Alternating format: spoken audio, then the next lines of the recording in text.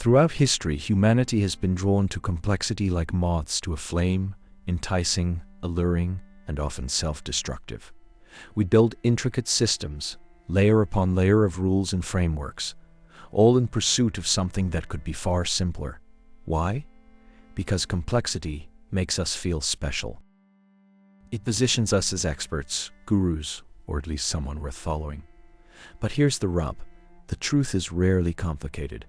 It's often straightforward, even boring, and we reject it because it doesn't stroke our ego or fill our bank account. Take diet, for example. For centuries, humans ate simply, farm to table, seasonally, without a second thought. Then came the rise of fads, trends, and diets that promised not just health but a transformation. Keto, paleo, vegan, intermittent fasting, they all sound like they belong in a sci-fi novel, not your daily routine. And yet, we lap it up, investing hours into tracking macros, reading labels, and debating whether carbs are the devil or our best friend. Why? Because following a simple diet requires no app, no tracker, just common sense. But that feels ordinary. Relationships are another arena of complexity addiction. Love was once about connection, communication, and mutual respect. Now it's a science, complete with apps, compatibility tests, and relationship gurus who promise to make you magnetic if you just follow their 12-step plan. The truth. Relationships thrive on trust, vulnerability, and effort. Hard things to package into a neat formula. Career success follows the same pattern. We're sold the idea that achieving greatness requires a 5-year plan, a LinkedIn strategy, and a network so vast it could power a small city. But what if success is simpler? What if it's about showing up, doing your work with integrity, and letting the rest fall into place? That feels too, plain. The architecture of complication isn't just in the systems we create, it's in how we think. We surround ourselves with tools, trackers, and frameworks, not because they help us simplify, but because they give us something to cling to, a false sense of control. These structures are our modern-day temples, where we worship at the altar of complexity. But here's the kicker. The solution isn't in the complication, it's in the search for it. This pursuit of complexity is a deeply human trait, one that has been shaped by centuries of culture, philosophy, and even religion. Think of ancient philosophers who wrote entire treatises on the nature of existence, only to boil it down to a single truth: know thyself. Or religious texts that span thousands of pages, yet reduce life's purpose to love and serve. We're drawn to complexity because it makes us feel important. But in reality, the simplest truths are often the most profound. And here's the irony. The more we seek complexity, the further we drift from clarity. We build walls of rules and frameworks, not to protect ourselves, but to trap ourselves. The truth isn't hidden. It's right in front of us, obscured by the very tools we've created to help us see it. So why do we do this? Why do we reject the simple truths that could set us free? Because complexity makes us feel special, unique, even superior. It positions us as someone who needs an expert, a coach, a guide. But what if you're already the guide? What if the answer isn't out there? It's inside. This is the architecture of complication.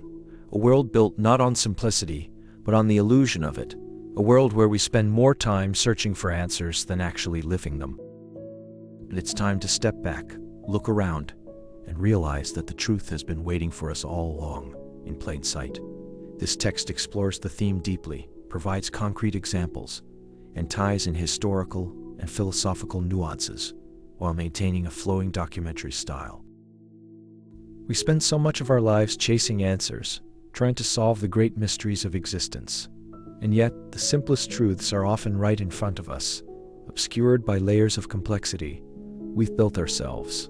This is the architecture of complication, a world where we're not just searching for meaning, but creating it through the illusion of complexity. Think about diet culture. Buy apps, trackers, and frameworks to hack our eating habits, as if the solution lies in some intricate system rather than a simple plate of food. Relationships become a maze of algorithms and compatibility tests, when all it might take is two people willing to listen and be honest. Careers are transformed into lifelong quests for the perfect job description, as if the right title will somehow make life's challenges disappear. We build these architectures of complexity not because they work, but because they make us feel special. They give us something to obsess over, a reason to believe that mastery is just one more tweak away. And in doing so, we miss the point. Life isn't a puzzle waiting to be solved. It's a dance we're already part of. This is the backwards law at play. The harder you try to fall asleep, find love, or achieve happiness, the more elusive they become. It's like trying to float by thrashing in water. The more you fight it, the deeper you sink. But when you relax, let go, and trust the surface, buoyancy takes over. The same applies to effort itself. There's a difference between lazy inaction and what I'll call effort without attachment. It's not about doing nothing. It's about doing everything fully while holding the outcome loosely. Flow states are born from this, when you're so present in the moment that the result stops mattering. And then there's the control paradox. The tighter we grip life, the more it slips through our fingers. Control is like trying to hold water still. The harder you press, the faster it seeps away. It's no wonder we feel so overwhelmed. It's because we're trying to be the CEO of the universe. This brings me to the circle of concern versus the circle of influence. The weather, other people's opinions, the economy, they're all outside our control. But our actions, our reactions, those are ours to shape. Navigating life isn't about controlling the ocean. It's about reading the waves and surfing them. And speaking of biology, let's talk about sleep. The ultimate example of a simple truth we've made complicated. The lymphatic system cleans your brain while you sleep, shrinking it so cerebrospinal fluid can wash away metabolic waste. But instead of embracing this process, we buy into hustle culture, running on 4 hours of sleep and operating like biological supercomputers filled with toxic debris. It's no wonder we feel emotionally unstable or lack existential clarity. We're treating our bodies like machines that don't need maintenance, ignoring the fact that physical health is the foundation of emotional well-being. Now, let's talk about happiness. The biological set point means your baseline happiness level is predetermined, and it doesn't change much over time. Lottery winners often return to their previous level of satisfaction within months. But here's the twist. Happiness isn't something you chase directly. It arrives as an uninvited guest, a byproduct of meaningful action and connection. And then there are cognitive biases, confirmation bias, halo effect, loss aversion, illusory superiority. Our brains are truth-seeking. They're pattern-matching machines, filtering reality through our own perceptions. We judge others based on their actions, but excuse ourselves with our unseen intentions. So where does this leave us? Life isn't something we find. It's actively created. The framework is simple. Accept what you can't change, master your actions, and compound tiny daily improvements. Because the truth has always been in plain sight. It's just been hidden by the illusion of complexity we've built around it. This is the rejection of simple truths, our collective struggle to see life as it is, unfiltered. But the moment we let go of the need for complication, the answers have always been there, waiting for us. In examining how complexity creeps into our lives through diet, relationships, and career choices, it's clear that we often overcomplicate matters in search of simplicity. This pursuit is driven by a desire to feel special or find quick fixes, leading us to adopt numerous tools and frameworks that promise solutions, but often fail to deliver lasting change. For diet, the cycle of fad diets reflects our quest for the perfect method, diverting attention from basic healthy eating habits. Similarly, in relationships, reliance on algorithms for connections distracts from genuine communication and respect, which are essential for meaningful bonds. Career paths are likewise hindered by frameworks that impose predefined roles, discouraging personal exploration and growth. The complexity lies not in the solutions, but in our search for them.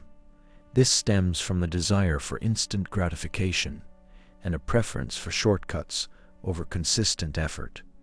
The key insight is to focus on simplicity, accept what can't be changed, commit to actions, and persist with small daily improvements.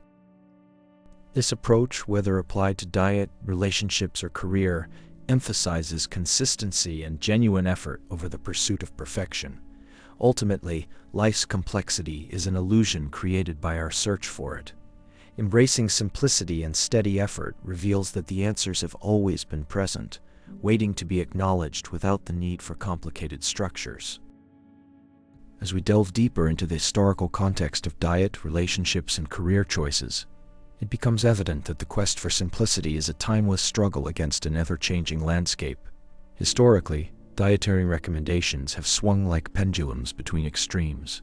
The low-fat craze of the 80s and 90s, which demonized fats and glorified carbs, contrasts sharply with today's keto and paleo movements. These shifts often emerge from a desire to simplify health, but end up adding layers of complexity. For instance, processed foods, while convenient, have complicated our understanding of nutrition by prioritizing shelf life over nutritional value, leading us on a never-ending quest for the next superfood.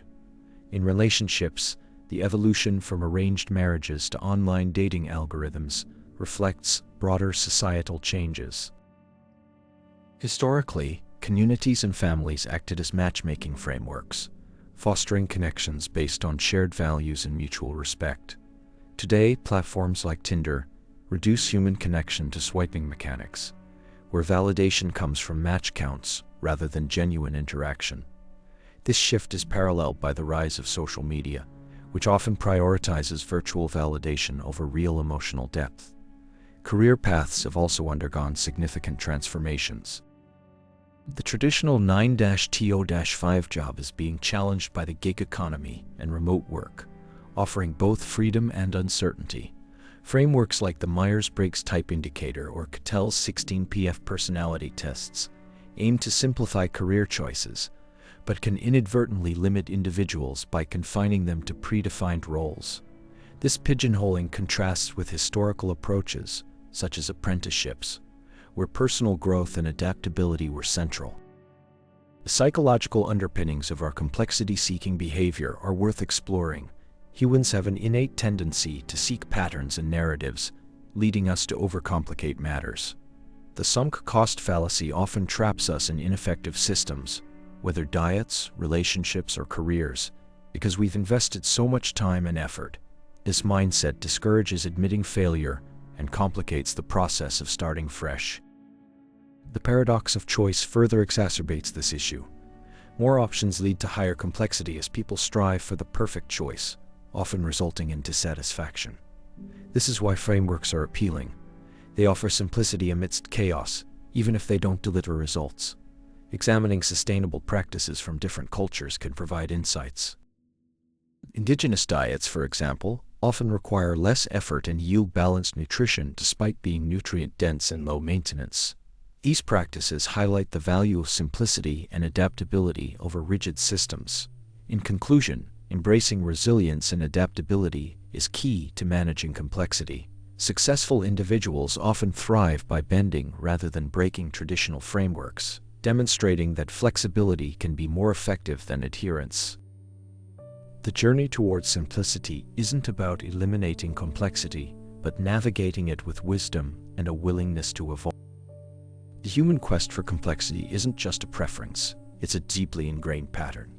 We seem to thrive on creating systems so elaborate they border on the absurd, all while rejecting straightforward solutions that promise real clarity and simplicity. Why do we do this? Because complexity often makes us feel special, important, and in need of an expert guide, a guru, to illuminate our path. Think about diet, for instance. For centuries, humans ate simply whole foods, seasonal ingredients, and communal meals. But now we have apps that track every bite, algorithms that calculate macros, and entire industries built around biohacking the perfect meal plan. We've turned eating, a basic human function, into a maze of trackers, supplements, and conflicting theories. And why? Because solving the mystery of what to eat feels like a victory, even if it means spending hours each day just to decide what's for dinner. Relationships are another arena where we love to overcomplicate things. We've turned the art of connection into a science, with frameworks like the 4 love languages, attachment theory, and endless self-help books promising to unlock the secrets of human bonding. But here's the thing. True intimacy often comes down to trust, vulnerability, and showing up, not mastering a framework or checking off boxes. And then there's career success. We've built entire industries around productivity frameworks, goal-setting methodologies, and performance metrics. We talk about work-life balance as if it's a puzzle that needs solving, when really it might just require stepping away from the screen once in a while. The result? People spend more time trying to optimize their lives than actually living them. This is where we build our architectures of complexity, apps to track every aspect of our lives, trackers that monitor our sleep and stress levels, frameworks that promise to organize our thoughts. But what's really happening here? We're not solving problems, we're creating them. Complexity isn't the solution. It's the problem. The misdirection is perfect. The complexity isn't in the solutions themselves. It's in how we search for those solutions. We've made a science out of overcomplicating things, convinced that simplicity is either impossible or beneath us. And the irony? The most effective strategies are usually the ones you can explain to a child. Consider Newton's law of universal gravitation. It took Isaac Newton years of observation and calculation to describe gravity with a simple formula, F equals gr2. Imagine if he had decided that gravity was too complicated for such a simple equation. What would physics look like today? Or think about the periodic table, which organizes the elements into neat rows and columns. If Dmitri Mendeleev had rejected the simplicity of his table in favor of a more complex system, chemistry might still be a mess. But here's the catch. Humans don't like simple truths because they don't make us feel special. We want to believe that life requires a guru, a framework, or a complicated system to understand it. And that's exactly what keeps us stuck in this cycle of unnecessary complexity. The real question is why we prefer complexity over simplicity. It comes down to our need for validation and control. The simple truth leaves no room for interpretation. Or worse, it makes us vulnerable to being wrong. Complexity gives us something to hold on to, a way to feel like we're in control, even if that control is an illusion. This isn't just about practical matters. It's baked into the way we see the world. We're pattern-matching machines, always looking for the next layer of complexity to uncover. But here's the rub. Life doesn't owe us complexity. It's not a puzzle waiting to be solved. Sometimes the answer is right in front of you, but it takes courage to see it. The architecture of complication isn't just a modern problem. It's as old as time. Think about the way ancient philosophers wrestled with questions of existence and purpose. They didn't have algorithms or frameworks. They had observation, reflection, and simple truths. And yet, we've somehow convinced ourselves that our ancestors would have preferred a more complicated approach. The truth is this: simplicity requires courage. It means trusting that life doesn't need to be over-explained or overly engineered. It means letting go of the need to control every outcome and embracing the messiness that comes with it. So how do we break free from this cycle? Start by questioning the systems you've built around yourself. Ask if they're truly serving a purpose, or if they've just become another layer of complexity. Then, have the courage to simplify, not because simplicity is easier, but because it's often more effective and far more honest. The search for complexity isn't about finding answers, it's about creating them. But what if we turned that energy towards something truly meaningful? What if instead of building architectures of complication, we focused on doing the obvious, boring work? Because sometimes that's where the real solutions lie. In the end, life doesn't require a complicated framework to make sense. It just needs our willingness to see it as it is, not as we want it to be. So let go of the need for complexity and embrace simplicity. Not because it's easy, but because it works. Imagine trying harder to fall asleep, only to find yourself more awake. Or chasing love with desperation, pushing it away like a scared animal. This strange phenomenon: the harder we try, the less likely we are to succeed. isn't just limited to sleep or romance. It's woven into every corner of human experience. This is what I call the backwards law. The very act of trying too hard often pushes us further from the thing we want. It's like standing in a river of life, gripping your position with white-knuckle intensity, only to realize you're making it harder to stay upright. But why does this happen? Why do we flip reality upside down, turning simple things complicated? Let me tell you about floating in water. When you first hop into a pool or the ocean, it feels unnatural. Your body resists the buoyancy. Your mind worries about sinking. So you tense up, flail your arms, kick harder. But all that effort only makes you sink deeper. It's a metaphor for life. The more we fight to control outcomes, the further away they drift. Effort without relaxation becomes like a heavy anchor, weighing us down instead of lifting us up. But here's the thing. It's not about being lazy or giving up. It's about redefining what effort means. There's a middle ground between throwing in the towel and white-knuckling through everything. I call it effort without attachment. Think of it like this. When you're fully engaged in an activity, whether it's painting, writing, or even just listening to music, you're present. Your focus isn't on the end result but on the act itself. This is flow, that elusive state where time disappears and effort feels effortless. It's not about being passive, it's about being active without grasping. Like a surfer catching a wave, you paddle hard to get into position, but once you're up, it's not about forcing the board through the water. You let go, trust the movement, and ride. This is how we apply the paradox of effort in life. The harder you try to force happiness or success, the more elusive they become. But when you relax your grip, let things unfold without clinging to outcomes, life has a funny way of balancing itself out. But here's where it gets tricky. Our brains are wired for control. We believe that if we just try harder, everything will fall into place. And yet, this belief is often the root of our struggles. Control is an illusion, like trying to hold water still in your hands. This is why so many people chase happiness like it's a prize to be won.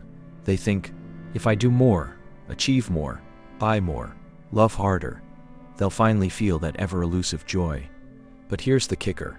Happiness isn't something you can force. It's not a destination. It's a byproduct of living fully, without overthinking every step. So how do we reconcile this?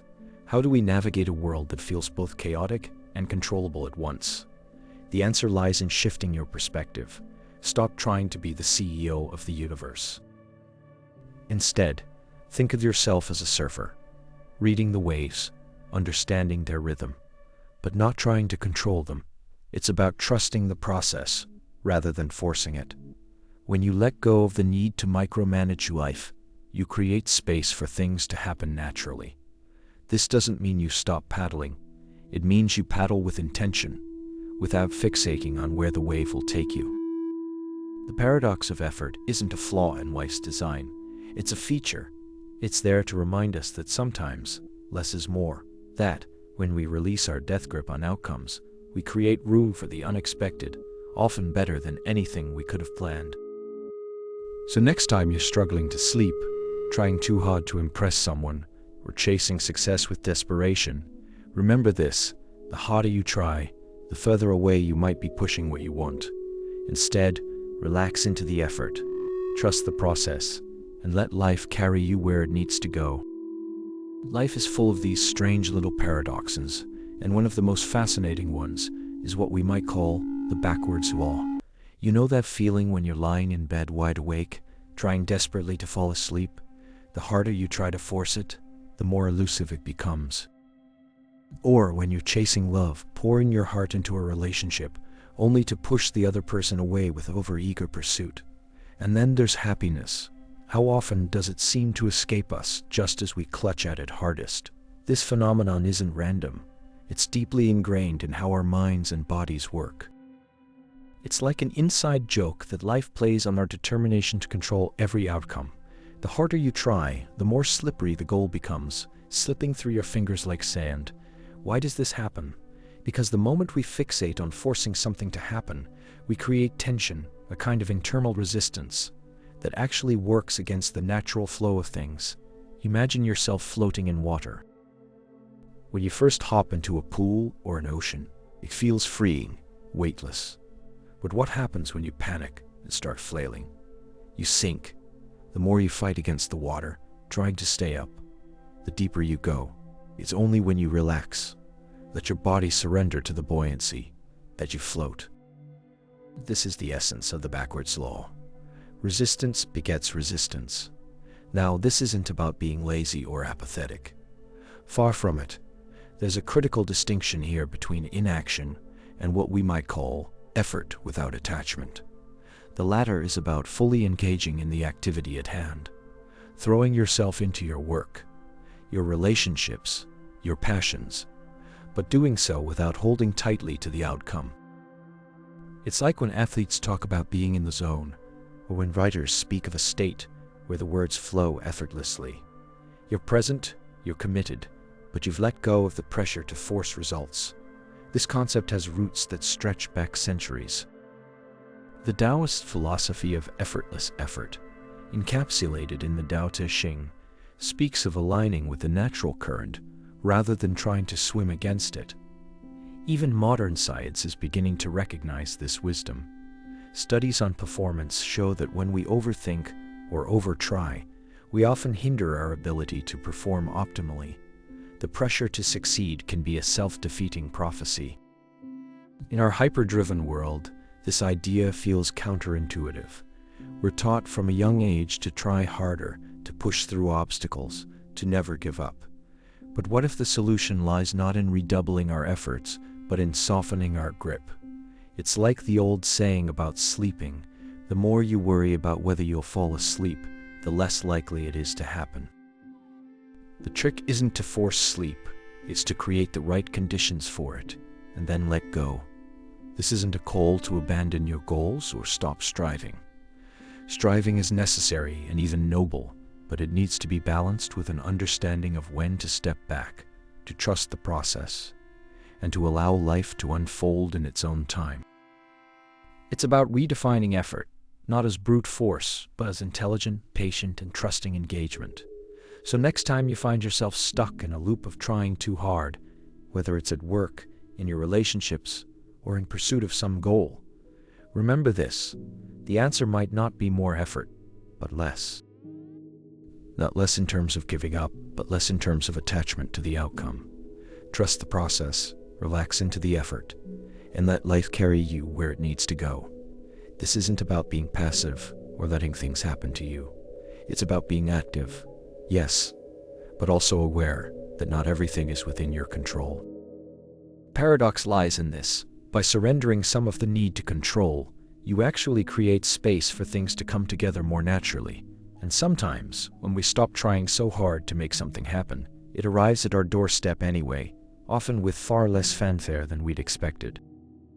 In essence, the backwards law is a reminder that life isn't a battle to be won through sheer force of will. It's a dance, and you need to learn how to move with the music rather than against it. So step back, take a breath, and let go of the need to micromanage every outcome. Sometimes, the harder you try, the further away your goals might just be slipping. Have you ever noticed how sometimes the harder you try to achieve something, the more elusive it becomes? Like trying to fall asleep when your mind is racing with worries, or chasing happiness only to feel further away from it. This phenomenon, what we might call the backwards law, feels almost counterintuitive at first glance. It suggests that life doesn't always respond to our efforts in the way we expect. Instead of doubling down on effort, perhaps there's a smarter way to navigate these paradoxes. The metaphor of floating in water is one of the simplest yet most profound ways to understand this idea. Imagine you're in a swimming pool and someone gently pushes you toward the deep end. Your first instinct might be to panic, to flail your arms and legs, trying to stay afloat. But what happens? You sink, right? Because all that thrashing creates resistance, pulling you downward. Now, think about what happens when you relax, let go of tension, and float. Your body becomes buoyant, supported by the water, carrying you effortlessly. This isn't just about swimming, it's a universal truth about how life works when we're out of sync with its natural rhythms.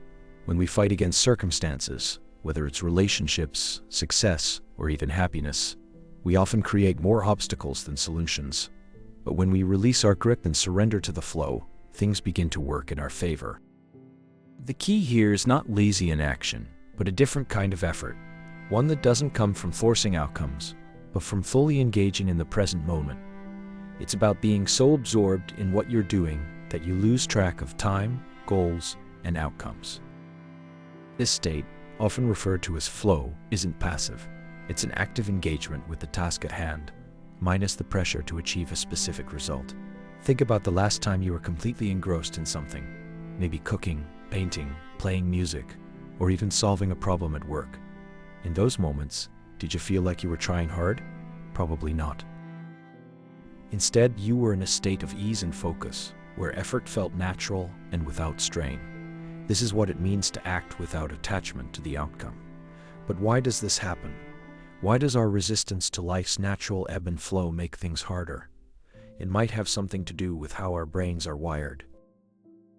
We're hardwired to seek control, to fix problems, and to find security in predictability. And as we explored earlier, the tighter we grip reality, the more it slips through our fingers. Control is like trying to hold onto water. It flows right through your hands. This tension between effort and ease isn't just a modern problem. It's as old as humanity itself. Philosophers from every tradition have grappled with this paradox. The ancient Greeks spoke of apeiros, the boundless, as a force beyond you in control. In Taoism, Lao Tzu advised, "Those who would change the world by force will fail. Those who act in harmony with the Tao succeed without effort." Even in Christianity, Jesus teaches about trusting God's plan, rather than trying to micromanage life. But how does this apply to our everyday lives? Let's take a concrete example: relationships. How many of us have struggled to find love or maintain friendships by overthinking, planning every detail, and analyzing every interaction? We try so hard to make it work that we forget the simplest truth. Relationships are built on trust, vulnerability, and letting go, or consider the pursuit of happiness itself. We're constantly chasing new experiences, accumulating possessions, or striving for bigger achievements, all in the name of being happy. But as we discussed earlier, happiness isn't something you can chase directly. It's not a prize at the end of a rainbow. It's the byproduct of meaningful action and connection. This brings us back to the metaphor of floating. Life is like that water, unpredictable, ever-changing, and full of potential. Sometimes, when we try to control every wave, we miss out on the ride entirely.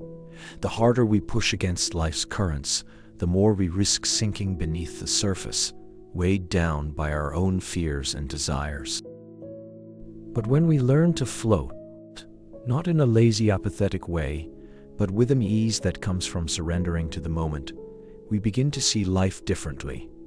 We stop seeing challenges as obstacles to overcome and start viewing them as opportunities to align with the flow. It's not about giving up. It's about letting go of our attachment to how things should be and embracing what is. In this state, effort isn't absent. It's just different.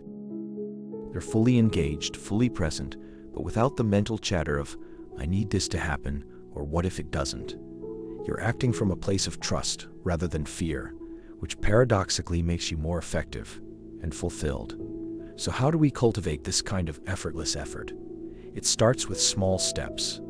Notice when you're overthinking, overplanning, or overstriving.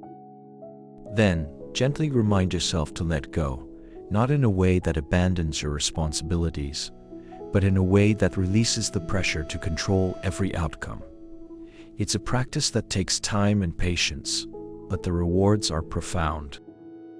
When we stop fighting life's natural rhythms, we begin to experience a kind of harmony, effort without attachment, action without compulsion, and peace in the midst of chaos. And as you float there, buoyant and free, you might just find that life has a funny way of carrying you to exactly where you need to be.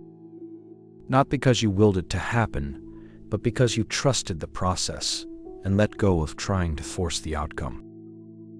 Effort without attachment feels counterintuitive because we're so conditioned to believe that more effort equals better outcomes. But what if the harder you try, the farther you get from what you actually want. It's like trying to sleep by counting how many sheep jump over a fence. It doesn't work. The harder you focus on falling asleep, the more elusive it becomes. This is the backwards law at play. The idea that the harder you try to achieve something, the less likely you are to succeed. Think about relationships. The more you chase love, the more it feels like it's slipping away. Or careers. The more you force success, the more it feels out of reach. It's as if life has an inverse relationship with our efforts. It thrives on subtlety and surrender. But how do we reconcile this with our natural inclination to try harder? How do we find that sweet spot between lazy inaction and mindful effort? The answer lies in a state of flow, a place where you're fully engaged in the moment, doing the work without overthinking the outcome. It's like floating in water. When you stop thrashing and relax into it, buoyancy takes over. Lazy inaction is not about doing nothing. It's about avoiding unnecessary effort while still showing up. It's the difference between trying to force a river and stepping aside to let it flow naturally. When we detach from the outcome, we're free to enjoy the process without the pressure of making everything perfect or significant. The key is to do the work fully, but hold the outcome loosely. This doesn't mean you stop striving. It means you stop forcing. It's about trusting that life has a rhythm, and that your efforts will align with that rhythm when you let go of the need to control every step. Think of it like this. When you're in the zone, whether it's writing, painting, or even parenting, you're present without self-consciousness. The outcome feels inevitable because you've surrendered to the process rather than fighting against it. That's how we create lasting change, not by sheer willpower, but by merging effort with acceptance. In this balance lies true progress, a kind of lazy inaction that's anything but lazy. It's about recognizing when to push and when to release, knowing that growth happens not just through action, but also through the space between actions. When you let go of the need to control every outcome, life starts to flow more easily, carrying you toward the right places at the right time. Effort without attachment isn't about giving up. It's about trusting the process and yourself. It's the quiet confidence that comes from knowing you've done what you can, and the rest is out of your hands. This isn't passivity, it's active acceptance, a powerful middle ground between overing and undering. Ultimately, life doesn't care how hard you try. It responds to how you show up. When you stop fighting and start trusting, you might just find that what you're looking for has been there all along, waiting for you to relax into its rhythm. That's the beauty of effort, without attachment. It's not about doing less, but about doing differently. It's about merging intention with surrender, work with ease, and striving with trust. And in this space between struggle and complacency lies a kind of effortless effort that leads us closer to what truly matters. In life's intricate dance, there exists a delicate balance between effort and ease, the sweet spot where intention meets surrender. This is the realm of flow states, often misunderstood but deeply transformative when embraced. Imagine a surfer catching a wave, not forcing it, just aligning with the rhythm. Effort without attachment isn't about doing less, it's about doing differently, merging purpose with relaxation. Flow state is more than a transient experience. It's a mindset that rewires how we approach challenges. Think of an athlete in peak performance or an artist losing themselves in creation. In these moments, striving becomes seamless, and outcomes feel inevitable rather than forced. It's like floating in water. When you stop thrashing, buoyancy follows naturally. This concept isn't new. Ancient philosophy spoke of mindfulness and presence as keys to harmony. The Taoist idea of effortless effort resonates here. Action without compulsion. When we detach from results, our efforts become more aligned with our true selves, leading to clarity and fulfillment. In modern life, stress often stems from over-control. We grasp at outcomes, fearing failure if we let go. Yet, surrendering the need to force success can paradoxically enhance performance. Trusting the process allows creativity and intuition to flow freely, much like a river guided by its own path. Effort without attachment is not laziness, but strategic focus. It's about channeling energy effectively rather than spreading it thin. By concentrating on the present moment, we build resilience against distractions, finding joy in the journey rather than fixating on the destination. Ultimately, embracing flow state isn't just about better outcomes, it's about reclaiming peace and vitality. When we align with life's natural rhythm, we unlock a powerful force within, effortless effort that transforms every challenge into an opportunity for growth. This is how we truly create meaning, by letting go, trusting the process, and dancing in harmony with life's inherent flow. Flow states and unattached outcomes have been explored across various cultures and historical periods, each offering unique insights and practices to achieve this harmonious state of being. In Hinduism, the concept of dharma emphasizes living in alignment with one's purpose, which can naturally lead to flow states. The idea of karma, or action without attachment to results, mirrors the Taoist principle of effortless effort. This duality, the balance between action and non-attachment, is central to achieving a flow state where actions are performed seamlessly, much like how a river flows effortlessly. Historically, many figures have exemplified the power of being in a flow state.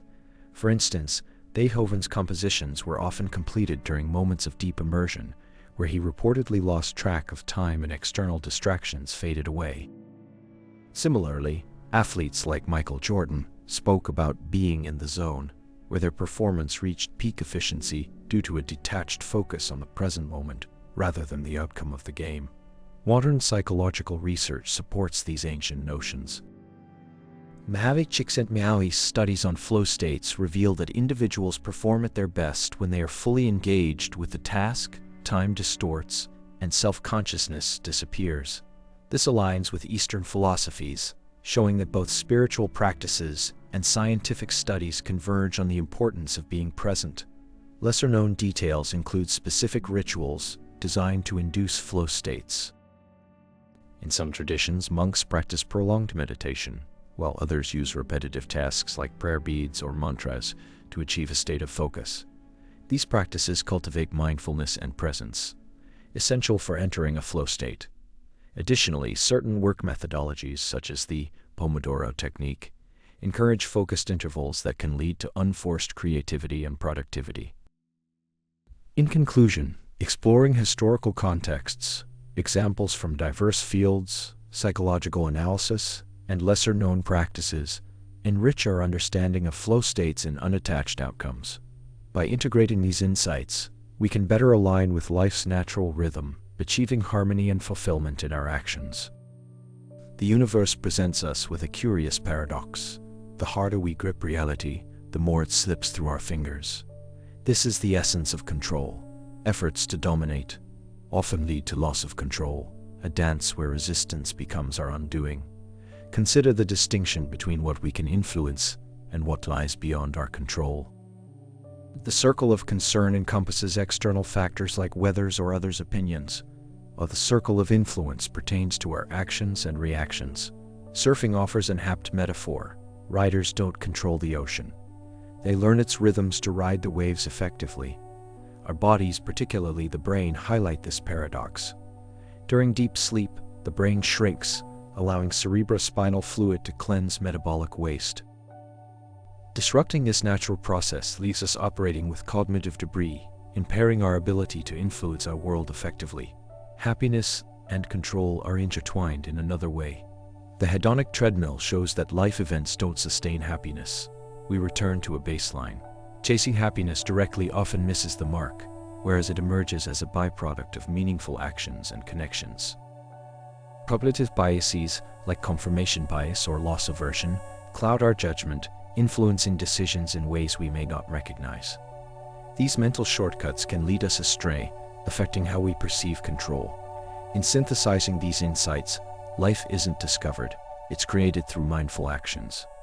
Accept what cannot be changed, focus on your sphere of influence, and embrace incremental improvements. This approach aligns with mindfulness practices, where letting go and accepting reality fosters inner peace and effectiveness. Ultimately, the control paradox teaches us to relinquish unnecessary grip on outcomes, focusing instead on processes. By working with life's natural flow, we achieve better results and find contentment in the journey rather than the destination. In delving deeper into the surfing metaphor, it's worth noting that surfers throughout history have honed their craft by observing natural patterns and rhythms. The ancient Polynesian voyagers, for instance, used wave dynamics to navigate vast oceans, demonstrating an early understanding of working with nature rather than against it. Modern surfers like Jeff Clark, who rode the massive waves at Nazaré, Portugal, exemplify this harmony, anticipating and adapting to the ocean's movements to ride successfully. The brain's role in sleep regulation offers another layer of insight. Recent studies reveal that poor sleep hygiene can impair the glymphatic system, which clears waste from the brain during sleep. This cognitive debris accumulation is linked to neurodegenerative diseases, underscoring the necessity of natural processes for mental clarity and effective decision-making. The hedonic treadmill's implications are evident in modern consumer culture. People often pursue happiness through wealth, but as exemplified by the hedonist paradox, this pursuit is fleeting. Positive psychology research highlights that meaningful actions, such as volunteering or engaging in creative pursuits, foster lasting happiness by aligning with intrinsic values rather than external gains. Cognitive biases extend beyond confirmation and loss aversion. The anchoring bias, where decisions are unduly influenced by initial information, and the availability heuristic, which overemphasizes readily available memories, often lead to suboptimal choices. Recognizing these biases can empower individuals to make more mindful decisions, reducing their grip on uncontrollable outcomes. The Stoic philosophy of ancient thinkers like Epictetus and Marcus Aurelius offers timeless wisdom. This approach teaches us to distinguish between what is within our power and what is not, fostering inner peace and effective action. Mihaly Csikszentmihalyi's concept of flow further illustrates this synthesis. Flow occurs when individuals engage in activities that demand full concentration and utilize their skills, creating a sense of mastery and enjoyment. This state reflects the control paradox by showing how optimal performance emerges from harmonizing with natural processes rather than forcing outcomes. In conclusion, embracing these insights allows us to navigate life's complexities with grace. By understanding our limitations and focusing on what we can influence, we create a more aligned and fulfilling existence. The journey toward contentment lies not in controlling every outcome, but in mastering the art of working with life's natural flow. The pursuit of control is as old as humanity itself, a deeply ingrained instinct to shape the world into our image. But here's the twist. The harder we grip life, the more it slips away like sand through our fingers. It's a cosmic joke played on us by existence itself, a reminder that we're not the puppeteers of our own lives. This tension between wanting control and recognizing its futility is what I call the control paradox, and it's a concept as old as philosophy itself, traced back to ancient Stoic thinkers who understood that much of life is beyond our influence. But modern science and psychology are now illuminating this truth in ways we couldn't have imagined. Consider the circle of concern versus the circle of influence, a mental model popularized by leadership expert Stephen Covey. The circle of concern includes everything we worry about: the weather, other people's opinions, the economy.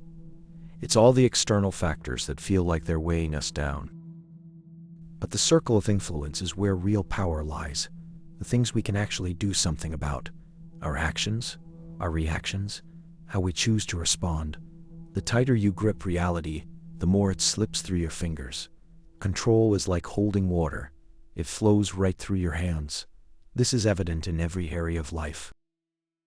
Take sleep, for instance, a biological process as fundamental as breathing.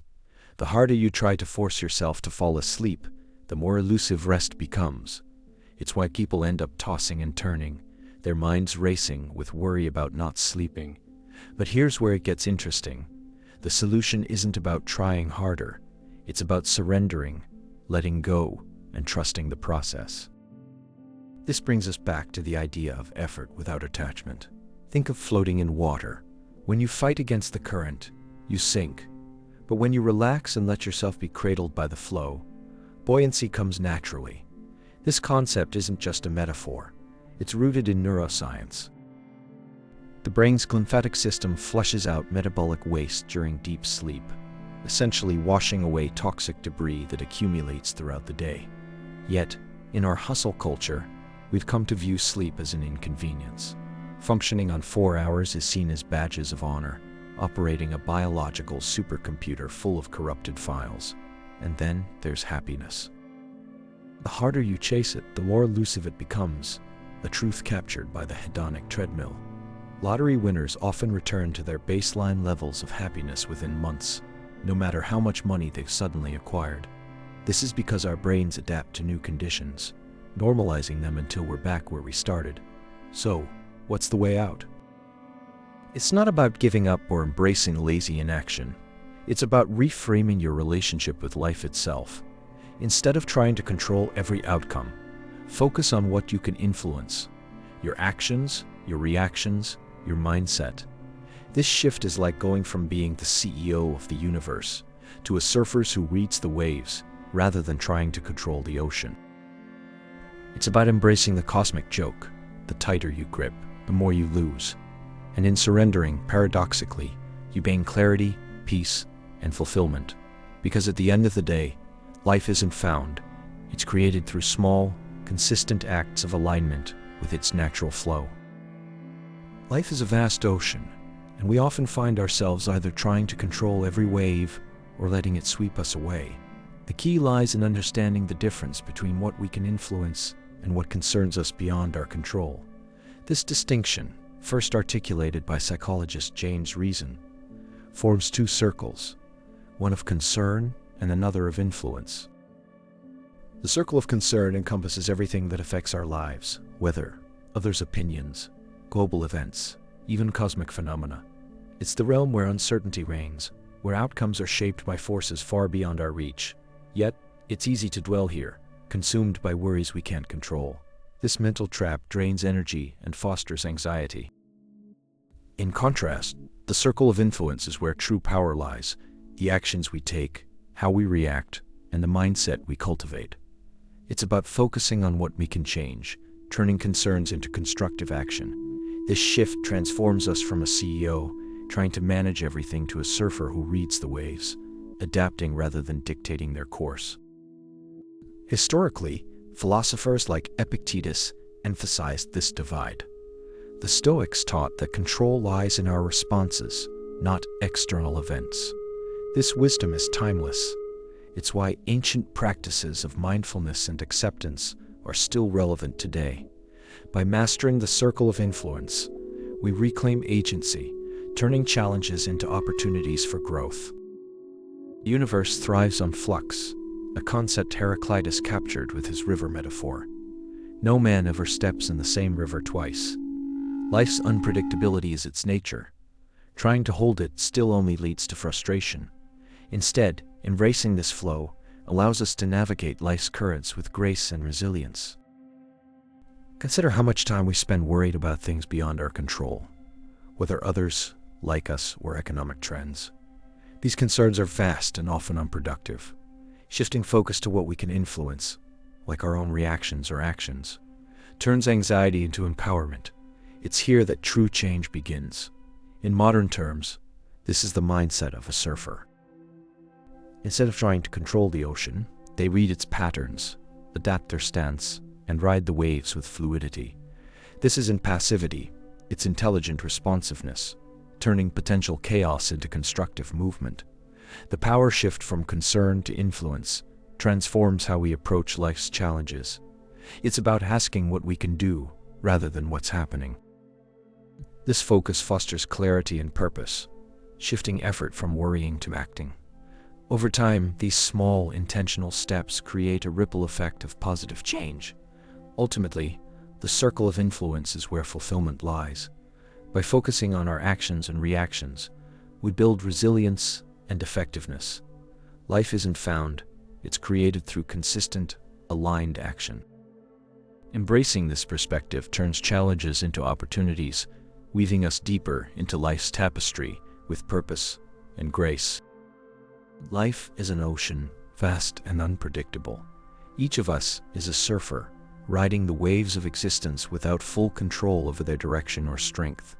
The art of surfing isn't about taming the sea, but harmonizing with its rhythm, adapting to its movements, and finding joy in the dance. This metaphor extends beyond the beach. It's a blueprint for living. Historically, surf culture has symbolized freedom and harmony with nature. Philosophers like the Taoists revered water as the ultimate teacher, yielding yet powerful, adaptable yet persistent. The idea of going with the flow isn't about passivity, but about wisdom and action, much like how a surfer reads the waves to navigate.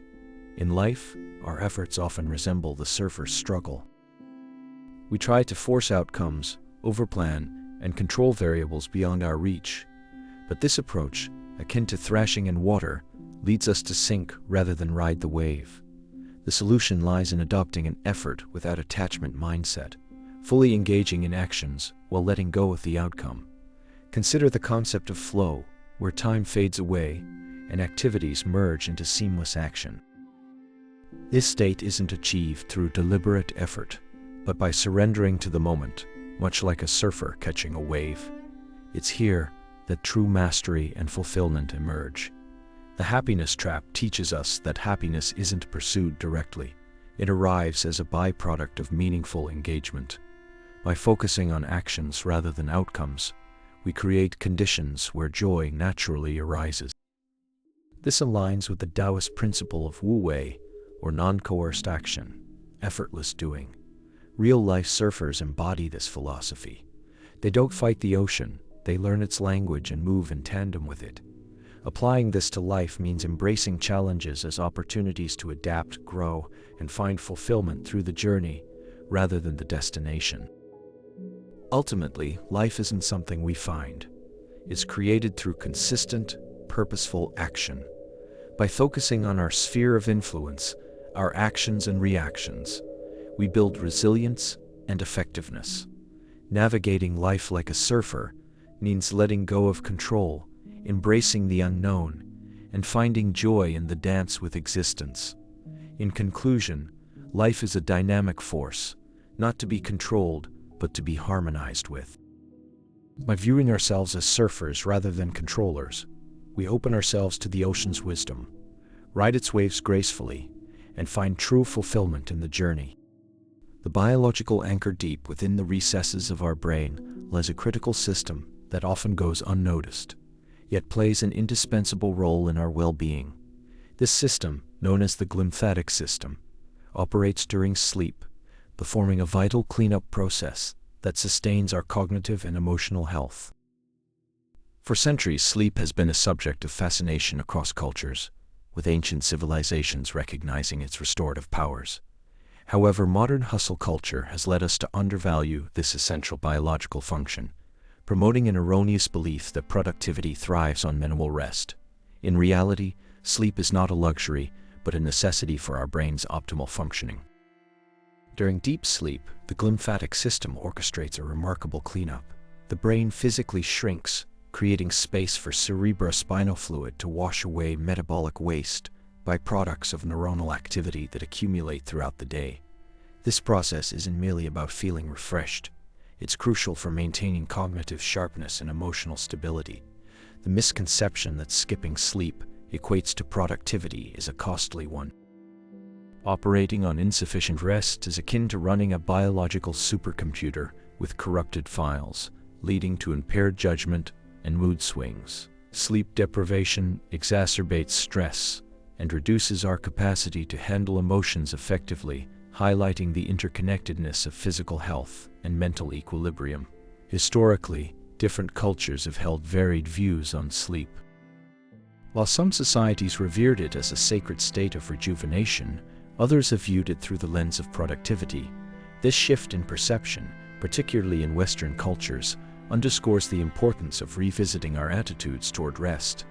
In essence, prioritizing sleep isn't just about avoiding tiredness, it's about nurturing our cognitive and emotional health. By recognizing sleep as a cornerstone of well-being, we can better navigate life's challenges with clarity and resilience. Emphasizes that true productivity and happiness are rooted in honoring our biological needs. Sleep, far from being a waste of time, is an investment in our mental and emotional capital. essential for living a balanced and fulfilling life. Throughout history, various cultures have celebrated sleep as a vital aspect of human existence. Ancient civilizations, such as the Egyptians, revered sleep as a bridge between the physical and spiritual realms. They believed that during sleep, the soul temporarily left the body to communicate with deities, reflecting their deep spiritual connection to rest. In contrast, other societies viewed sleep through a more practical lens, often associating it with productivity or idleness. The Industrial Revolution marked a significant shift in attitudes towards sleep. With the rise of factories and mechanized labor, time became monetized, and sleep began to be seen as an unnecessary luxury.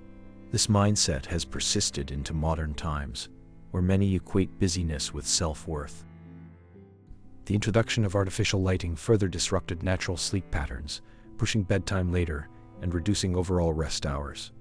From a biological perspective, the brain undergoes two crucial phases during sleep: non-rapid eye movement and rapid eye movement. Why?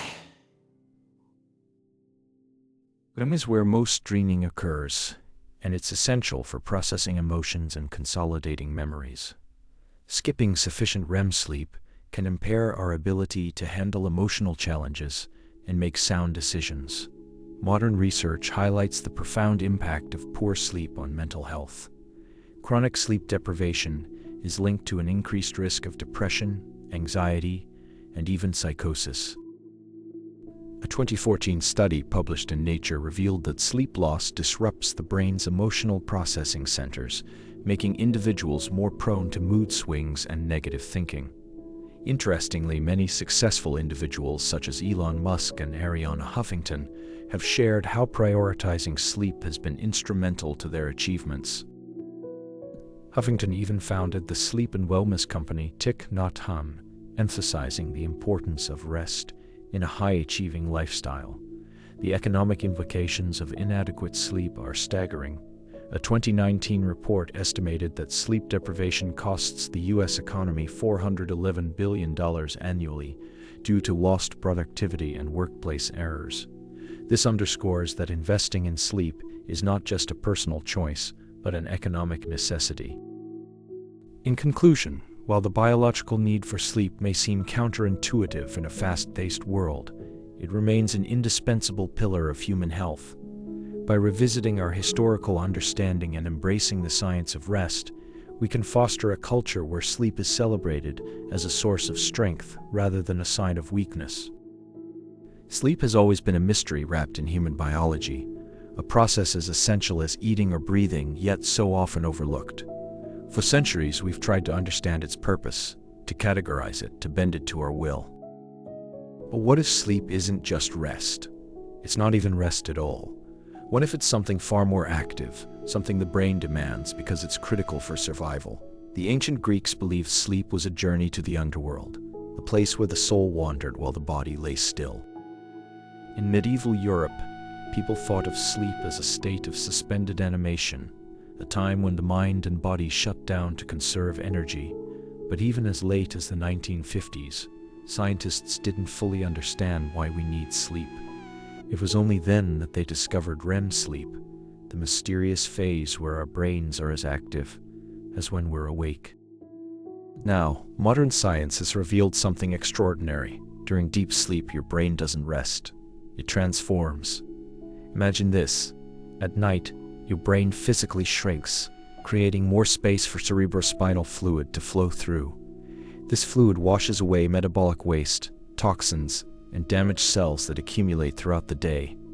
It's like a rinse cycle for your brain, a process called the glymphatic system. Think of it this way. Your brain is a supercomputer, but instead of cooling fans, it uses sleep to flush out its circuits. The glymphatic system operates only during deep sleep, when the brain cells shrink by up to 60%, creating channels for cerebrospinal fluid to flow freely. This process isn't just about cleaning, it's about preserving cognitive function. Studies show that poor sleep correlates with reduced gray matter volume in areas critical for memory, decision-making, and emotional regulation. But here's the kicker.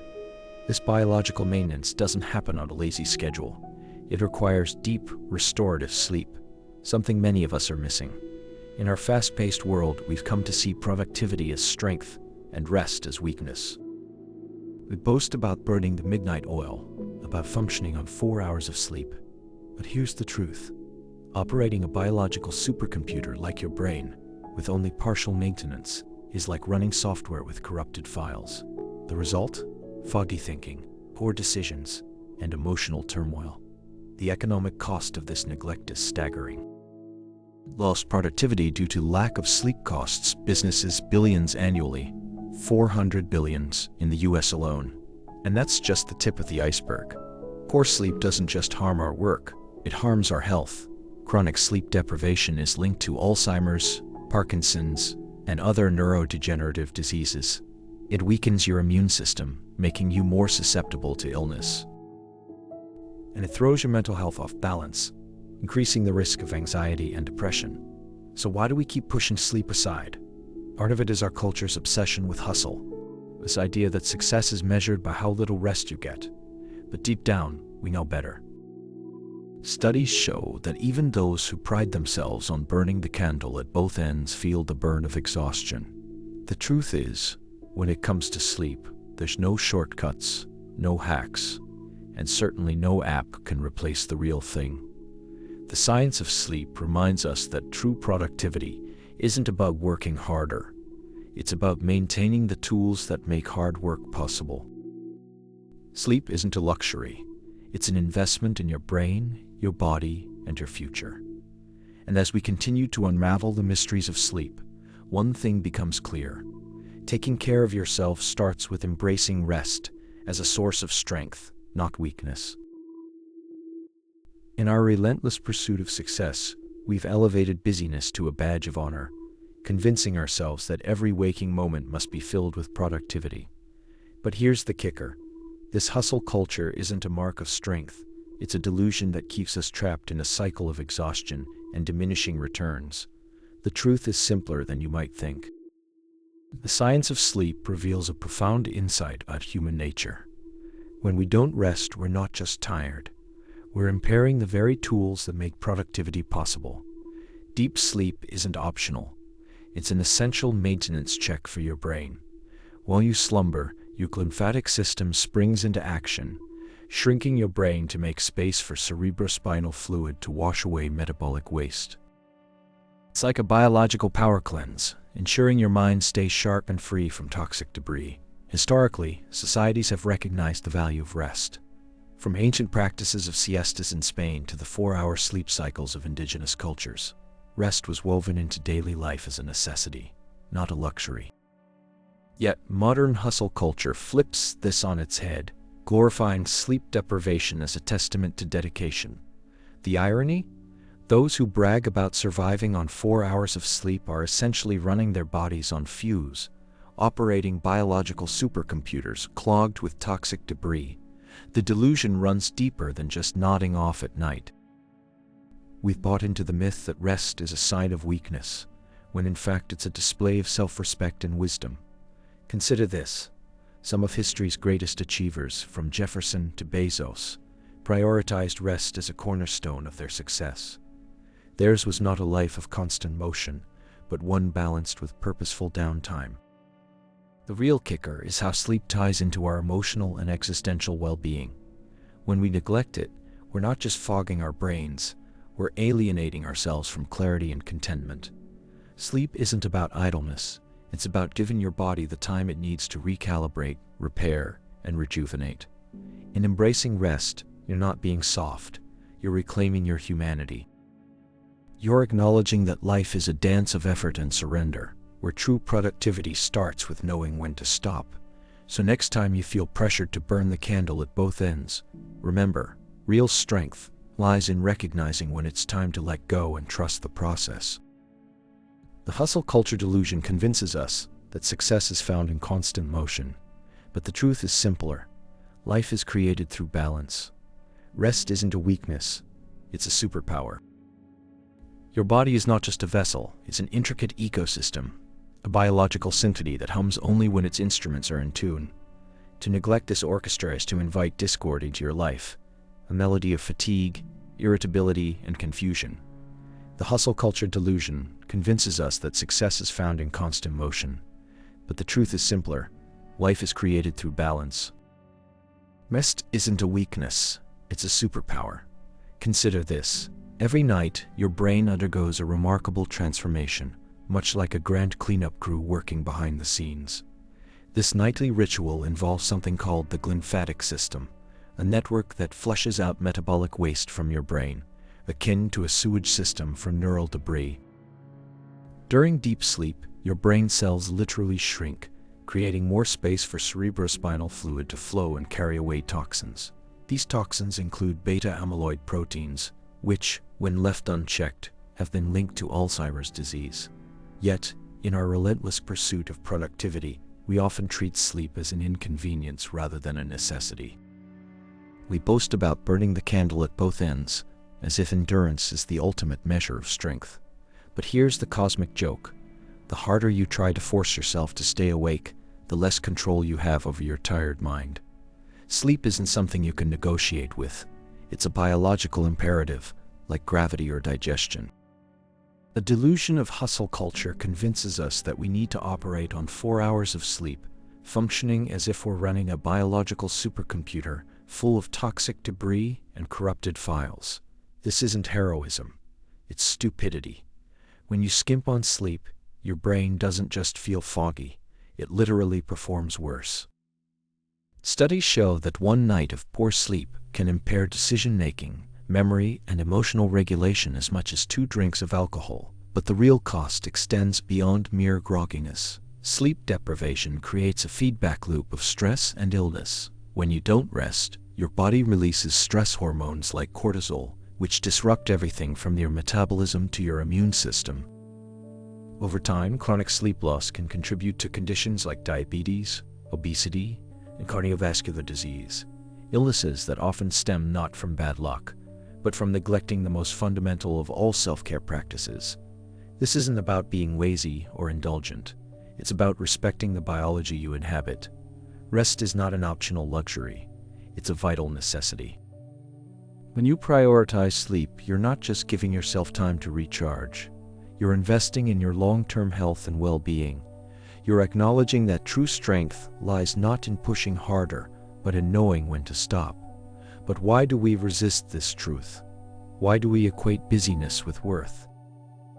The answer lies in our cultural conditioning, a toxic brew of capitalist values, and the Protestant work ethic, where success is measured by how much you can squeeze from your day. We've been sold a false narrative that equates output with value, that says rest is weakness and grind is virtue. This mindset is a direct affront to our biology, a refusal to accept that life itself is not just about effort, but also surrender. The harder you try to force yourself to stay awake, the more elusive rest becomes. It's like trying to catch your own breath.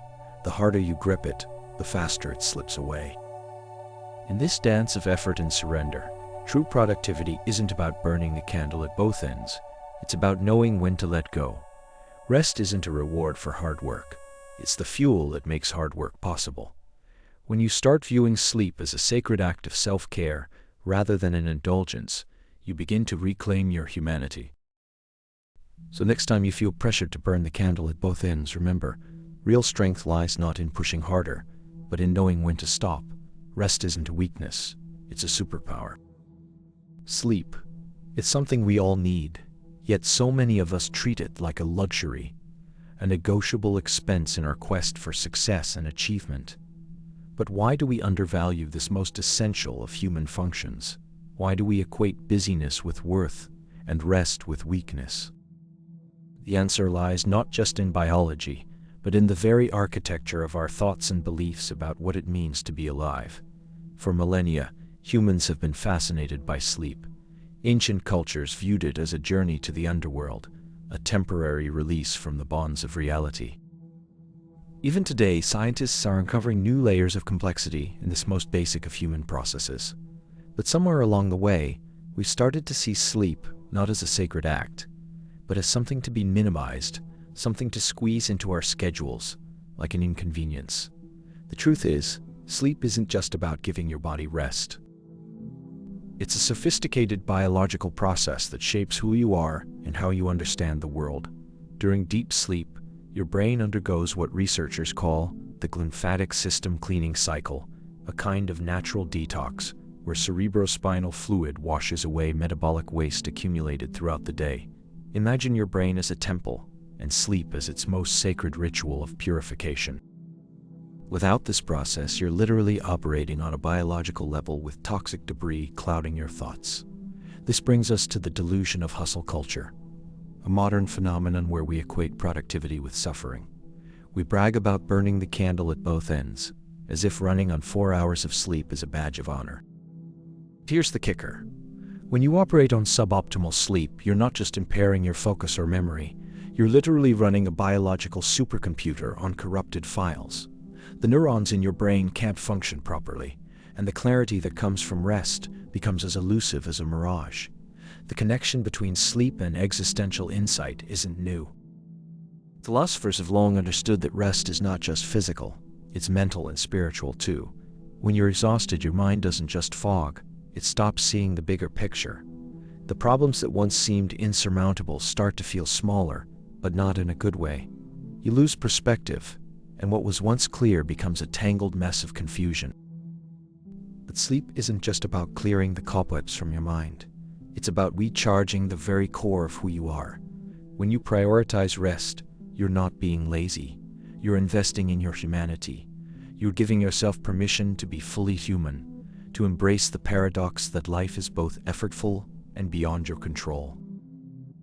The next time you find yourself tempted to skip sleep for another late-night work session, remember this. Real productivity isn't about how many hours you clock. It's about what you do with those hours, how much of your energy you conserve, and how much you invest in the processes that truly matter. Sleep isn't a reward, it's fuel. Without it, you're not just running on empty, you're driving a car with a flat battery. So let's reclaim sleep as the sacred act it is. Let's stop seeing rest as something to be minimized or guilted over. Instead, let's embrace it as one of life's greatest teachers, a quiet reminder that sometimes doing nothing is the most powerful thing you can do. Because in those moments of stillness, when your body and mind are at peace, you might just find the clarity you've been seeking all along. When you prioritize sleep, you're not giving in to weakness, you're accessing a force far greater than yourself. You're letting go of the illusion that life is something to be controlled and instead embracing it as it is. A beautiful, messy, unpredictable journey. And in that surrender, you just might find the clarity that's been eluding you all along. In a world filled with endless distractions, where we're constantly told that more will bring us closer to happiness, there's an irony that often goes unnoticed. The harder we chase happiness, the further it slips away. We've built lives around chasing joy, but in doing so, we've missed one of life's most profound truths. Happiness isn't something we can force or find. It's something that happens as a byproduct of how we live. The idea that happiness is a destination to be reached is deeply ingrained in our culture. We're sold the notion that if we achieve enough, earn enough, or consume enough, we'll finally feel fulfilled. But this belief is a trap, a happiness trap. It's rooted in what psychologists call the hedonic treadmill, a concept that reveals how our brains adapt to new circumstances and set points for happiness. Here's the paradox. When something positive happens, like winning the lottery, it does bring temporary joy. But within months, people often return to their baseline level of happiness. The same applies after traumatic events, like losing a limb or a severe injury. The initial drop in well-being usually stabilizes as we adapt to our new reality. This phenomenon isn't a failure of character, it's biology. Our brains are wired to normalize experiences, both positive and negative.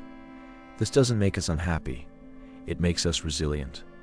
But it does mean that chasing happiness through external means is like trying to fill a bucket with water while there's a hole in the bottom. The harder you try, the faster it leaks. The truth is, happiness isn't found by chasing it directly. It arises indirectly, from meaningful connections, from moments of deep engagement, and from the quiet satisfaction of doing something that matters. These are what scientists call flow states. moments where we lose ourselves in an activity because it's challenging and rewarding in itself. One of the most fascinating aspects of this is how it applies to our daily lives. When you focus on being present with loved ones, not on how much money they bring you, happiness follows naturally. When you commit to learning a skill not for recognition, but for the love of it, joy emerges as a byproduct of growth. This isn't about effortlessness, it's about intentionality. It's about choosing actions that align with what truly matters, rather than what merely feels good in the moment. The happiness trap also reveals how deeply interconnected we are with the world around us. Our pursuit of happiness often isolates us, driving us to compete, consume, and compare. But true fulfillment is found in connection, not in isolation. It's in sharing a meal with loved ones, collaborating on a project, or helping someone in need. This isn't to say that we shouldn't strive for things we value. Rather, it's about why we strive. When our goals are intrinsically meaningful, when they align with what gives us a sense of purpose and connection, they become sources of lasting joy. But when our aims are externally driven, to feel superior, to outdo others, or simply to be happy, they often lead to dissatisfaction. The hedonic treadmill isn't something we can escape entirely. It's part of human nature. But we can shift our focus. Instead of chasing happiness, we can commit to living with meaning and depth. We can embrace the messiness of life, the challenges, the failures, and the uncertainties, knowing that true fulfillment comes not from avoiding these, but from engaging with them fully. So, how do we break free of the happiness trap? It starts by redefining success. Instead of measuring it by how good you feel, measure it by how much you give, create, and connect. It's about asking yourself not what will make me happy, but what kind of person do I want to be? In the end, happiness isn't a prize to be won or a destination to be reached. It's a journey, a side effect of living with intention, curiosity, and compassion. When we stop chasing it directly, when we let go of the need to feel happy all the time, we often find that it arrives unannounced, as a gift of presence and purpose. This isn't to say life will suddenly become perfect or free from suffering. It's about embracing the complexity of existence and finding joy in the process, not just the outcome. Because true happiness is less about where you're going and more about how you're living, and that's something no amount of striving can ever fully capture. In understanding our quest for happiness, it's essential to recognize the biological mechanisms at play. The brain operates like a thermostat, maintaining a set point of happiness, much like regulating body temperature. This baseline isn't static, it shifts subtly over time, often without us noticing. Research from psychologists Richard Davidson and Daniel Kahneman reveals that significant life events such as winning the lottery or accidents rarely alter this set point permanently. Lottery winners typically return to their original happiness levels within 6 months, while accident survivors adapt surprisingly well despite physical losses. This resilience underscores our brain's ability to adjust, highlighting the futility of chasing constant joy. The hedonic treadmill metaphor captures this adaptation. No matter how much we achieve or acquire, we soon adapt, resetting our expectations. This doesn't mean life is doomed to dissatisfaction. Rather, it suggests that true happiness isn't a destination, but a byproduct of engagement and connection. Embracing life's inherent variability, accepting the ebbs and flows, fosters deeper fulfillment. It's in these moments of meaningful action and authentic relationships that happiness often emerges unannounced, as a gift of living fully rather than striving for perfection. Ultimately, this journey is about appreciating the process over the outcome, finding contentment in the present, and understanding that life's true joy lies in its lived experience. Delving deeper into the concept of the happiness set point, it's essential to explore the neurobiological mechanisms that regulate our emotional thermostat. The brain's prefrontal cortex, responsible for complex thought and decision-making, plays a crucial role in maintaining this equilibrium. When we experience pleasure, whether from a new achievement or an enjoyable event, the release of neurotransmitters like dopamine and serotonin occurs, momentarily boosting our mood. However, over time, the brain becomes desensitized to these signals, much like how repeated exposure to a stimulus decreases its effectiveness, a phenomenon known as habituation. This biological adaptation was first conceptualized in 1978 by psychologists Philip Brickman, Donald Campbell, and John Gilovitz, who introduced the term hedonic treadmill. Their research highlighted that humans tend to return to their baseline happiness levels after significant life changes, a concept supported by subsequent studies. For instance, individuals who win the lottery often report initial euphoria, but gradually revert to their previous emotional state within months. Culturally, the pursuit of happiness varies widely. While Western cultures often emphasize individual achievement and material wealth as sources of happiness, Eastern traditions frequently focus on harmony and relationships. Cross-cultural studies suggest that while the hedonic treadmill is a universal phenomenon, cultural factors influence how quickly individuals adapt to changes in their circumstances. For example, collectivist societies may experience slower adaptation due to stronger social support networks. In terms of mental health, understanding the set-point mechanism offers valuable insights. Conditions like depression and anxiety often involve dysregulation of the brain's reward system. Therapies that focus on enhancing resilience and fostering meaningful connections can help individuals stay above their baseline by encouraging engagement in activities that provide deep satisfaction rather than fleeting pleasure. Genetics also plays a significant role in determining one's happiness set point. Studies have found that approximately 30–50% of individual differences in happiness levels are heritable, suggesting a genetic predisposition to certain emotional states. Early life experiences further shape this baseline, with research indicating that adverse childhood events can lower the set point, highlighting the importance of early intervention and supportive environments. Practical applications of these insights encourage a shift from pursuing constant pleasure to cultivating meaningful relationships and engaging in purposeful activities. By embracing the natural ebb and flow of emotions, individuals can find contentment in the present moment rather than striving for unattainable perfection. This understanding underscores that true happiness lies not in external achievements, but in the quality of our experiences and connections, offering a more balanced approach to life's journey. The human brain is a fascinating machine, constantly seeking equilibrium, always striving for balance. And nowhere is this more evident than in our understanding of happiness, a concept that feels so intangible, yet is deeply rooted in biology and psychology. Let's explore how the brain maintains its equilibrium, why it's so resistant to change, and what that means for our pursuit of true contentment. Imagine this. Someone wins the lottery. The initial euphoria is palpable, the excitement, the adrenaline, the sense of possibility. But what happens next? After the champagne has been popped and the headlines have faded, most winners find themselves back at their baseline level of happiness. This phenomenon isn't a failure of character or gratitude, it's biology. Our brains are wired to adapt, to normalize, to seek equilibrium. It's not that we stop being happy, it's that our brain's set point resets. Now consider the opposite scenario.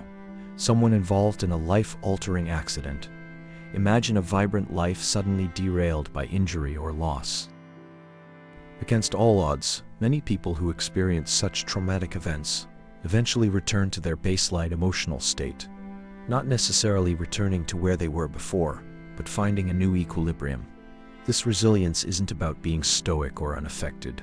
It's about the brain's remarkable ability to adapt and recalibrate.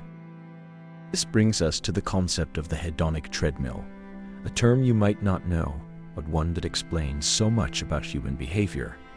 The hedonic treadmill is this relentless internal mechanism that drives us to seek new highs, only to have our brains quickly adjust to those highs as the new normal. It's why a promotion feels like the pinnacle of achievement one day, and just another step in the career ladder the next.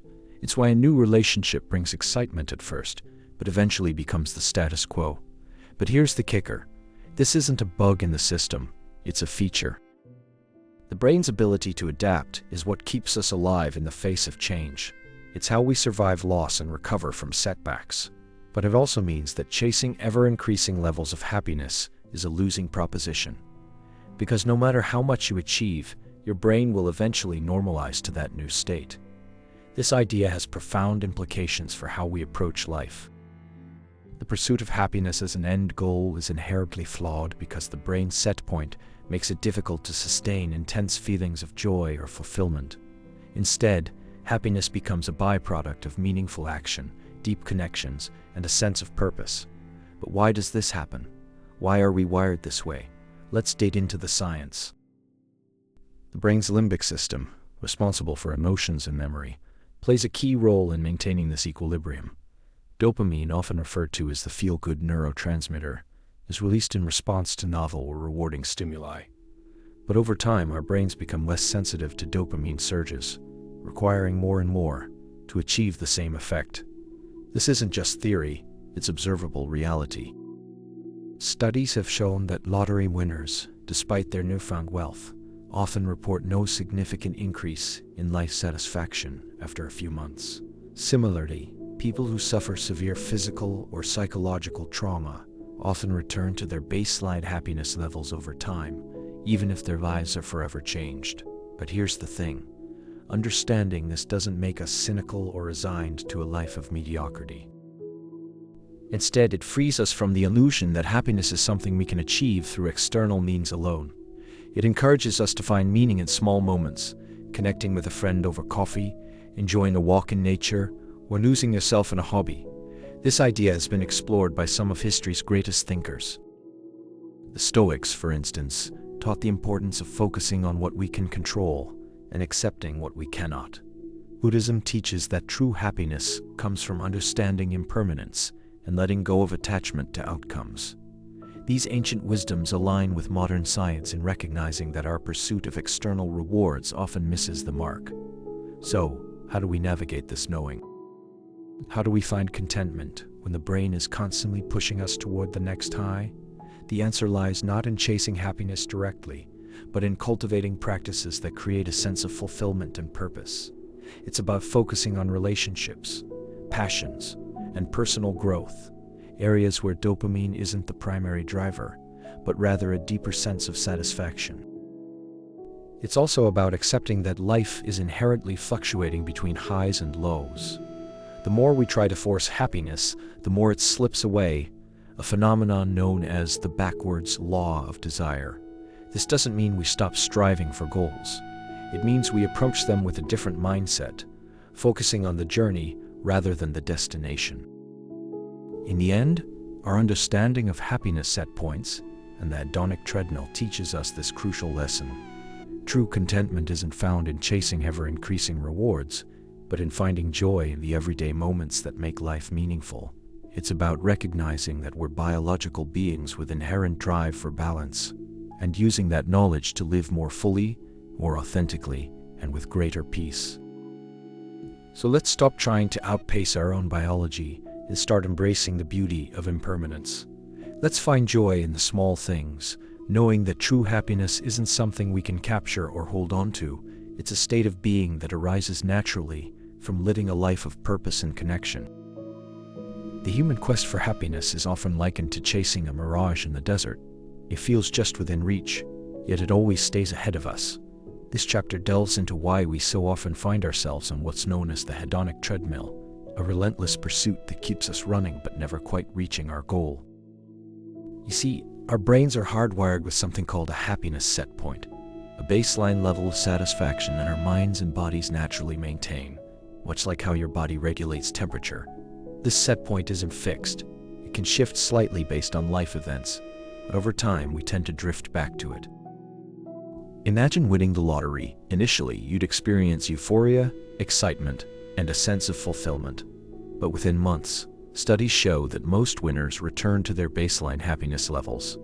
The same applies when something tragic happens. After overcoming trauma, many people find themselves returning to their previous state of well-being. This phenomenon isn't about being ungrateful or stuck in a rut.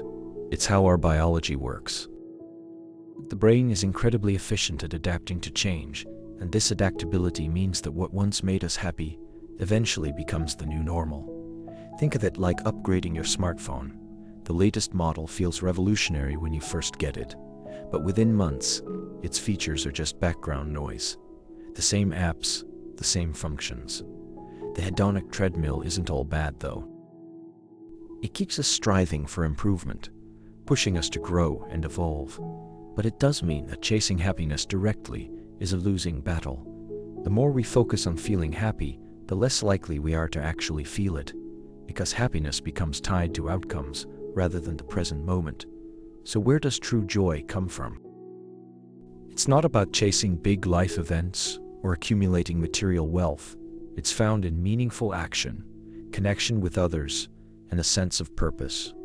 When you focus on doing things that matter, like spending time with loved ones, pursuing passions, or helping others, happiness tends to follow as an unintended side effect. This reframing is freeing because it shifts the emphasis from feeling happy to being engaged and present. Instead of chasing a fleeting state, we build lives rich in meaning, where happiness emerges naturally from our actions and relationships. In embracing this understanding, we can let go of the illusion that we need to constantly improve or acquire more to feel fulfilled. True contentment often lies in the small moments, shared laughter with friends, the satisfaction of a job well done, or the warmth of a sunny day.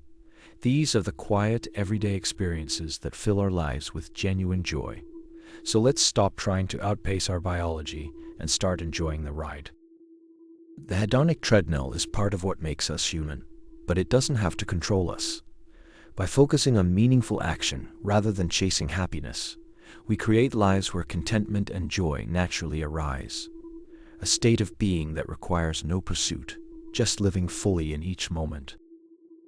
Happiness is something we chase with relentless vigor, often without realizing that our pursuit might be what's preventing us from ever catching it. The human brain, fascinating in its complexity, operates on a biological principle known as the hedonic treadmill, a concept that reveals how our quest for happiness can be a bit of a paradox. When life hands you unexpected fortune, like winning the lottery, the initial euphoria is undeniable. Yet studies show that after just 6 months, most winners return to their baseline levels of happiness. Conversely, when tragedy strikes, such as severe accidents, people often adapt and find their sense of well-being rebounding, much like the lottery winners. This phenomenon highlights a fundamental truth about human nature. We are wired to adapt, and our pursuit of happiness often becomes an endless race against ourselves. The hedonic treadmill isn't something modern. It's deeply ingrained in our biology. Aristotle, the ancient Greek philosopher, might have observed this tendency when he spoke of eudaimonia, a concept closer to flourishing than near happiness. Similarly, Buddha taught about the transient nature of pleasure, advocating instead for a path of contentment that doesn't depend on external conditions. These insights from history remind us that true fulfillment isn't found in chasing fleeting feelings, but in embracing a mindset that transcends momentary highs and lows. In our modern world, we've become adept at creating more, but feeling less satisfied. The hedonic treadmill explains why a new car or a promotion might bring initial joy, only to fade into the backdrop of daily life. Our brains quickly adjust to these changes, seeking the next novelty that promises to elevate our happiness. This constant pursuit can be exhausting, yet we continue, often unaware of the alternative path offered by meaningful action. When we shift focus from chasing happiness to engaging in activities that hold intrinsic value, whether it's mastering a craft, nurturing relationships, or contributing to a cause, we enter a realm where happiness becomes a byproduct rather than an objective. Consider the athlete who finds joy not in medals, but in the discipline of training, or the artist who loses themselves in the creative process rather than seeking accolades. These individuals exemplify how true fulfillment arises from immersion in meaningful work, not from the pursuit of pleasure. This perspective isn't just philosophical, it's supported by science. The glymphatic system, a recently discovered network in the brain, illustrates the importance of allowing our bodies to rest and reset.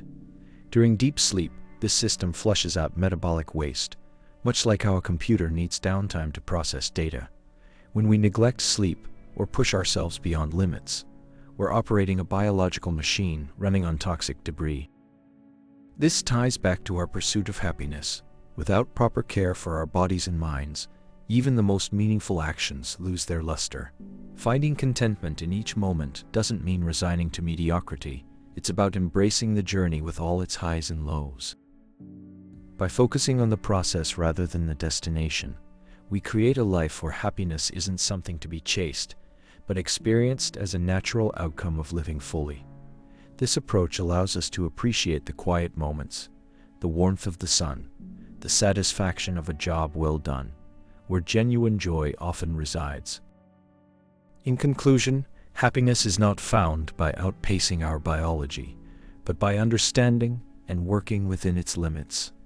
By redirecting our efforts toward meaningful action and away from chasing fleeting feelings, we cultivate a life where contentment and joy naturally emerge. It's a journey that requires patience, self-awareness, and an acceptance of the cycles inherent in life. Embrace the ride, not the finish line, and find that happiness often arrives as an unexpected guest when you're fully engaged in the present moment.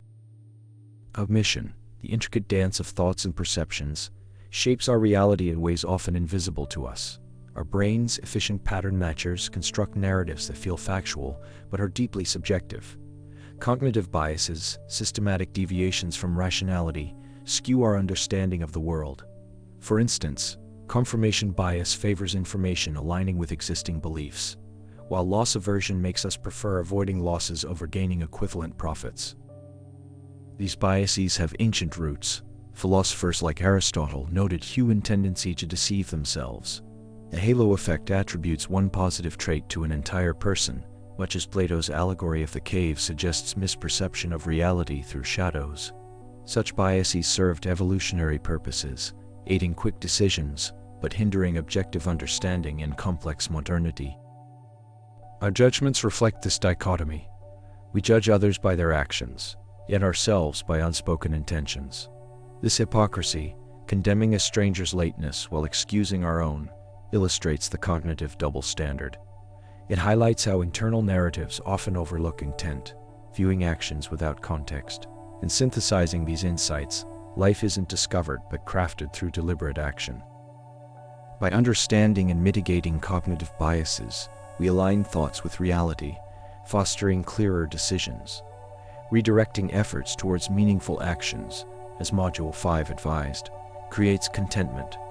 Thus, happiness emerges as an unintended byproduct of engagement, not pursuit. This journey requires patience and self-awareness, recognizing our cognitive limitations while striving for growth through small, consistent improvements. In this understanding, life's creation becomes a mindful synthesis of awareness and action, moving beyond mere existence to conscious living. Building on this foundation, let's explore how these cognitive biases have shaped human history and continue to influence our lives today. For instance, during the French Revolution, confirmation bias likely played a significant role in how different groups interpreted events. Those aligned with revolutionary ideals may have selectively perceived actions that confirmed their beliefs, while dismissing or ignoring evidence that contradicted them. This selective perception could have deepened divisions and contributed to the radicalization of the era. Loss aversion is another fascinating bias with profound implications. Research shows people are more motivated by a fear of losing something than by the prospect of gaining something equivalent. During negotiations, for example, this bias can make parties stubbornly cling to their positions to avoid feeling like they've lost ground. In historical peace talks, loss aversion might have prolonged conflicts, as leaders were reluctant to admit mistakes or concessions, fearing it would be seen as a loss. The anchoring bias is another lesser-known yet powerful cognitive shortcut. People rely heavily on the first piece of information they encounter when making decisions. For example, in business negotiations, the first offer made can set an anchor that influences all subsequent discussions, even if the original number was arbitrary. This phenomenon highlights how our brains often prioritize familiarity over rationality. In modern times, social media algorithms exploit these biases on a grand scale. Confirmation bias feeds into echo chambers, where users are shown content that reinforces their existing beliefs. The availability heuristic leads people to overestimate the likelihood of events they can easily recall, such as plane crashes, while ignoring more common risks like car accidents. This not only skews our perceptions, but also influences voting behaviors and policy decisions. Historically, recognizing these cognitive limitations was part of classical education, as seen in ancient Greece, with Socratic questioning aiming to expose fallacies. Today, fostering critical thinking remains a vital tool for combating bias. By teaching individuals to question their assumptions and consider multiple perspectives, education can help bridge the gap between perception and reality. In conclusion, understanding cognitive biases isn't just an academic exercise, it's a practical guide to navigating life more effectively. Recognizing these tendencies allows us to pause before reacting impulsively, weigh evidence objectively, and make decisions aligned with our long-term goals, rather than immediate emotions or shortcuts. This mindful approach not only enhances personal well-being, but also fosters a more empathetic and rational society. Here we are standing at the threshold of understanding how deeply our perceptions shape reality. The human brain is not a neutral observer, but a masterful story weaver, spinning narratives that often obscure the truth. This is where cognitive biases come into play, small distortions in our thinking that have profound consequences. Let's consider confirmation bias first. It's the tendency to seek out information that confirms what we already believe and ignore what contradicts it. Think of a time when you were certain about an outcome, only to dismiss evidence pointing the other way. This isn't a failing, it's how our brains are wired. We're comfortable with what we know, and stepping outside that comfort zone requires effort. Then there's the halo effect, a cognitive bias where one positive trait leads us to assume others. Imagine meeting someone who is exceptionally kind, but lacks social skills. You might still overlook their flaws because of your initial impression. It's a subtle way our brains simplify the world, often at the cost of nuance. Loss aversion is another powerful force. We're more motivated by avoiding losses than gaining equivalent wins. This explains why we cling to what we have, even when letting go could lead to greater opportunities. It's the fear of losing ground that keeps many stuck in unfulfilling paths. Illusory superiority is a fascinating one. Most people believe they're above average in various skills, from driving to parenting. It's a confidence boost, but it can also blind us to our shortcomings. This bias isn't about arrogance. It's about how our brains protect our self-image. Our daily lives are riddled with these biases. We judge others based on their actions while giving ourselves the benefit of the doubt. It's a double standard that maintains our ego's peace, but creates misunderstandings and conflicts. Understanding these patterns is more than an intellectual exercise. It's a key to unlocking better decisions. When we recognize our biases, we pause before reacting impulsively and weigh evidence objectively. This mindful approach isn't just good for us, it fosters empathy and rationality in society. So, what can we do? First, acknowledge that we're all biased. Then, seek diverse perspectives to counteract confirmation bias. Practice humility by remembering that no one is perfect, including yourself. And finally, embrace the journey of self-awareness, knowing that every step forward is a victory over our cognitive limits. In this interconnected world, understanding how our brains shape reality isn't just beneficial, it's essential for navigating life with grace and wisdom. In life's intricate dance, we often find ourselves juggling roles of judge and defendant. Yet there's a curious double standard at play, how we hold others accountable for their actions while offering ourselves grace through unspoken intentions. This disparity isn't random. It's rooted in the architecture of our brains, which are wired to shield our egos and preserve self-esteem. Consider this scenario. You notice your neighbor hasn't taken out the trash. Your immediate judgment might be that they're lazy or forgetful. Yet, when you yourself overlook a minor chore, you're quick to justify it with reasons like being swamped at work or simply forgetting. This asymmetry is a manifestation of our daily hypocrisy, a tendency to judge others harshly while treating ourselves with kid gloves. This phenomenon is deeply intertwined with cognitive biases, those invisible architects shaping our perceptions. The confirmation bias, for instance, allows us to selectively notice evidence that confirms our preconceived notions about others, painting them in a more negative light. Meanwhile, The halo effect can skew our judgment by allowing one positive trait to overshadow someone's actual behavior. Our brains are not neutral observers, but active participants in constructing reality. This pattern-matching tendency leads us to judge others based on observable actions, while exempting ourselves from similar scrutiny. It's a survival mechanism, protecting us from self-criticism and maintaining our sense of self-worth.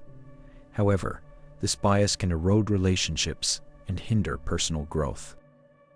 Historically, philosophers like Aristotle noted the importance of virtue ethics, emphasizing that true character is revealed through consistent action rather than intentions. Yet modern psychology reveals how easily we conflate good intentions with moral superiority, even when actions contradict those intentions. To break free from this hypocrisy, we must cultivate awareness, recognizing that our judgments often serve self-protection rather than truth is the first step. By seeking diverse perspectives and embracing humility, we can begin to see ourselves as others do, without the lens of self-justification. In essence, moving beyond daily hypocrisy requires acknowledging our shared humanity. We're all flawed, navigating life's complexities with imperfect intentions and actions. By softening judgment and practicing self-awareness, we open space for growth and deeper connections. Ultimately, this journey isn't about erasing bias, but understanding it to live more authentically. As we embrace this awareness, we find freedom, not from judgment, but within it. In the tapestry of human experience, judgment emerges as both a shield and a cage. It's a lens through which we interpret the world, filtering experiences to make sense of an often chaotic reality. Yet, this lens is far from clear. It's tinted by bias, shaped by our unique perspectives and life journeys. Each day, we navigate a labyrinth of decisions, actions, and reactions, all colored by these preconceived notions. But what if judgment isn't the key to understanding ourselves and others? What if it's the very thing that separates us from authentic connection? The human mind is a curious construct, designed not just to observe, but to interpret, to assign meaning where none may exist.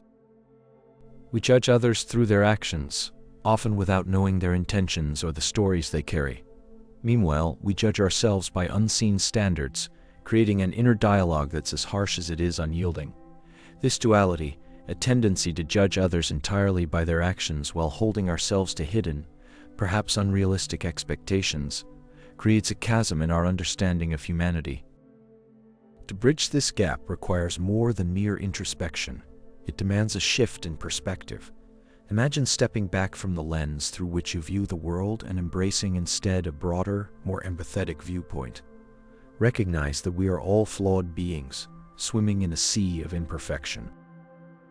Our actions don't always align with our intentions, and our intentions themselves are often influenced by a tangled web of past experiences and subconscious drives. In this reframing, judgment begins to lose its grip. It's not about erasing bias, but acknowledging it as an integral part of the human condition. By softening our approach, we open ourselves to growth and deeper connections. This isn't a call to abandon discernment or critical thinking. Rather, it's an invitation to practice self-awareness, to understand that judgment is a tool, not a prison. The journey from hypocrisy to authenticity isn't about perfection, but progress. It's about recognizing the shared humanity that binds us all, the understanding that every action is born from a unique story and context. In this space of acceptance, we find the freedom to grow unencumbered by the weight of judgmental thinking. As we move beyond daily hypocrisy, we discover that life isn't merely navigated, but actively shaped. It's not found in a search for perfection or clarity, but created through small, consistent steps. These tiny actions, though individually insignificant, compound over time to build something extraordinary, a life lived authentically, with purpose and intention. In this synthesis of understanding, we find the blueprint for living fully. By accepting what we cannot change, mastering our actions, and embracing the incremental nature of growth, we create a life that's not just endured, but celebrated. It's a journey where judgment becomes a guide rather than a governor, where bias is understood as a part of the human experience, and where each step forward is a testament to our capacity for self-awareness and growth. Ultimately, this isn't about achieving some idealized state of being. It's about recognizing the profound truth that life is a creation. It's up to us how we shape it, through awareness, through action, and through the quiet, persistent effort of compounding small improvements. In this realization lies the freedom to live not just with judgment, but within it, crafting a narrative that's as authentic as it is meaningful. Acceptance is often misunderstood as resignation, a passive shrug to life's chaos. But true acceptance is an active embrace of what you cannot change, a quiet strength that lets go of the illusion of control. It's not about giving up, but recognizing the boundaries of your influence, much like the Stoic philosophers who advised living in harmony with the world as it is. Mastery, then, is about understanding that growth comes from challenging yourself within these boundaries. It's not about perfection, but progress, like a surfer learning to read waves rather than trying to command them. Mastery is the art of skillful action, where you focus on your circle of influence, your actions and reactions, and let go of the rest.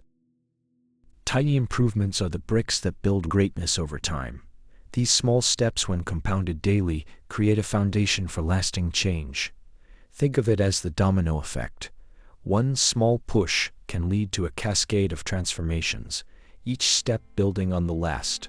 Together, acceptance, mastery, and tiny improvements form a trinity of transformation. They remind us that life is not a destination but a journey, where every step forward is a testament to our capacity for growth. By embracing what we cannot change, focusing on what we can influence, and consistently making small efforts, we craft a narrative of resilience and progress. In the end, this isn't about achieving perfection, but about living with authenticity and purpose. It's about recognizing that life is a creation shaped by our awareness, actions, and perseverance, building a story as meaningful as it is authentic. Throughout history, cultures and philosophies have recognized the power of small, consistent efforts. The concept of kaizen, a Japanese term meaning continuous improvement, is a prime example. Kaizen teaches that significant change is achieved through countless tiny adjustments, much like the way rice farmers perfect their fields season after season. This approach reflects the idea that mastery isn't an overnight achievement, but a lifelong journey of refinement. The Stoic philosophers also emphasized this idea of focusing on what's within our control. Seneca, for instance, wrote, "Our happiness is not to be found in the vicissitudes of life, but in the state of our souls." By letting go of what cannot be controlled, such as the opinions of others or external events, we free ourselves to focus on our own growth. This aligns with the principle of mastery as a practice, rather than a destination. Tiny improvements, when compounded over time, create a phenomenon known as the compound effect. This concept is often attributed to the famous quote about compound interest being the eighth wonder of the world. In personal development, it works similarly. Consistent small actions, like practicing gratitude, exercising daily, or learning for just 15 minutes a day, create a snowballing impact that transforms lives over time. One lesser-known aspect of this approach is its psychological benefits. Research shows that focusing on what we can control reduces stress and increases resilience. This mindset shift isn't just about acceptance. It's about retraining the brain to focus on productive, growth-oriented actions, rather than getting stuck in cycles of frustration or regret. Consider the example of historical figures who exemplified these principles. Take George Washington, who understood the importance of mastery through self-discipline. He famously kept a personal code of conduct, constantly refining his behavior and character throughout his life. His ability to embrace tiny, consistent improvements allowed him to become one of history's most admired leaders. In modern times, athletes like Michael Phelps have demonstrated the power of tiny improvements. Phelps didn't become an Olympic champion by swimming perfectly every day. He focused on incremental gains, refining his technique, adjusting his diet, or improving his mental game by fractions each day. These small adjustments over time transformed him into one of the most decorated Olympians in history. The implications of these ideas are profound. They challenge the Western tendency to perfection and instant gratification, which often leads to burnout or discouragement. Instead, they offer a more sustainable path to growth, one that values persistence over perfection and progress over pressure. Ultimately, acceptance, mastery, and tiny improvements form a holistic approach to living. By embracing what we cannot change, focusing on what we can influence, and committing to consistent effort, we create a life of purpose and resilience. This isn't just about personal growth. It's about building a legacy of strength and adaptability that ripples through every aspect of our lives.